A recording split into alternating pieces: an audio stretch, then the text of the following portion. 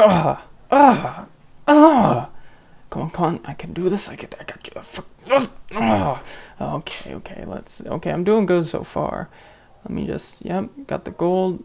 Wait, health, oh, cool. Gave me a blessing. Okay. Let's, okay, that's what it does. Okay, what is that? What the fuck? Get up there, go. Thank God. Arcane box, let me throw it. Okay, what's gonna do? What the? I don't play many platformers. It's just not my thing, but hey, with all the games I have, I'm bound to have one. Honestly, I've been bored with games, looking for something new to play. And yeah, I know, first world problems, but look, I happened on the Caveblazers. So what is Caveblazers? Well, it's a platformer roguelike game that consists of you going to a dungeon repeatedly with only a sword and a bow to see how far you can get in one life. Yes, one life. You mess up once on level 10, guess what? You're starting all over and now you have none of the equipment you did grab. Now that's the way roguelike games are, so no surprise there, but in a game like this, you need to have a reason to keep going, because that's the whole game, and this is no exception. Does it do that though? Well, yes and no. While I do want to keep going in, getting up and running back into the game doesn't have much in incentives by way of unlockables, some clothes, and different perks, which are items or stats that you start off with instead of nothing, like bringing a different bow in as well as an upgrade to your range damage, but lowering your base stats. Other than that, and leaderboards, there isn't a lot of reason to keep playing, at least in how much I played. Admittedly, no matter how hard I would try, I would die after the first boss, or even earlier, and I'm probably not great at the game, but the game seems to have a harsh difficulty level. Beating the boss, getting further and further really does give you a feeling of accomplishment. It makes you glad you kept trying, and it's something that is akin to Dark Souls, a game that I love. Speaking of the bosses, I have to mention that they are one of the most interesting and creative parts of the game. The bosses are randomly picked, with me getting a different one almost every time I would make it to the boss room. The bosses themselves are varied in ways to defeat, as well as the attacks and patterns they use. While this is great, it also has some of them either easy to beat or an upward climb to even damage it. With the way the game is, I assume there is some easy way to kill them, but I can't say I've found it. What about the weapons used to kill enemies? Well, luckily, they're plentiful. Your character has a slot for a melee weapon, a ranged weapon, and an equipable item, as well as 2 slots for rings.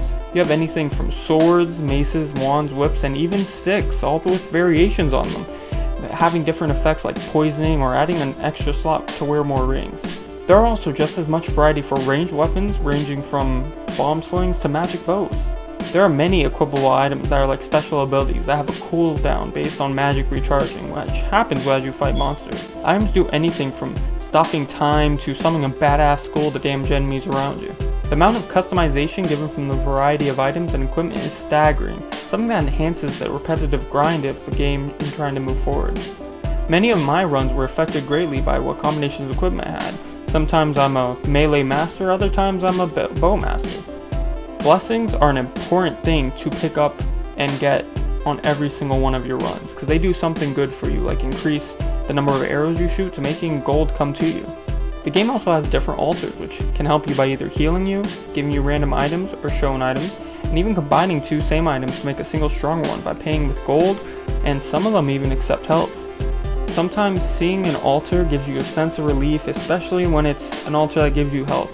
Maybe you're about to fight the boss on the next level, but you only have 50 health. Well, if you have 300 gold, you can definitely heal yourself all the way up. The dungeon itself is luckily randomly generated, so at the very least, the layout will be different each run.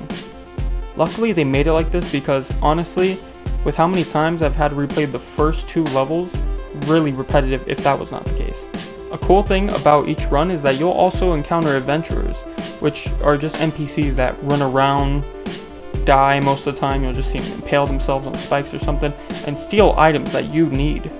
Sometimes these guys are the biggest assholes in the game. Sometimes you only have 20 health, and you see an apple on the far edge of the screen, and they go over there first, and they grab it, and they eat it in front of your face, and there's nothing you can do about that. Luckily, these characters are NPCs, as having a troll would be easy and common.